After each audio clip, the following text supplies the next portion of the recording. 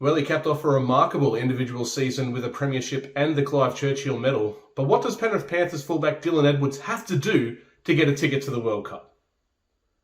There have been few better players in the competition this year. Edwards finished atop the league for metres gained and average metres per game. We all saw how good he was in almost every appearance this season. He was the most consistent fullback in the game by a long stretch.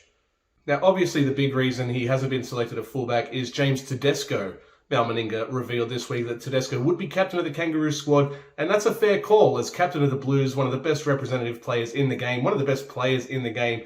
You cannot argue against Tedesco's incumbency with that number 1 jersey. But that still raises the question, isn't there room in the squad for other fullbacks? Well, according to Meninga, there are other fullbacks in the squad. The likes of Latrell Mitchell, Valentine Holmes, and even Jack Whiten have all played fullback pretty extensively throughout their careers.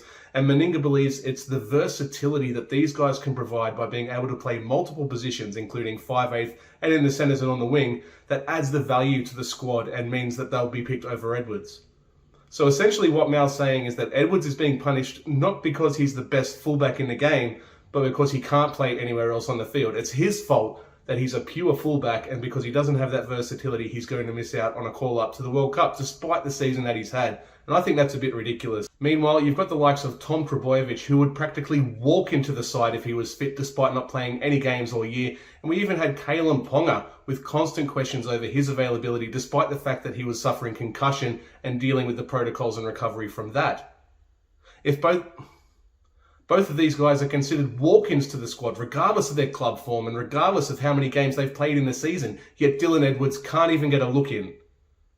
Of course, the incumbency versus form debate always rages when it comes to representative time, but I think this sets an unhealthy precedent. What is Edwards going to do? Is he just going to play in the NRL for the rest of his life, knowing that he'll never get to that representative level as long as these incumbents are around? What kind of incentive is that, not only for Edwards, but for the rest of the competition? It's something that needs to be looked at moving forward.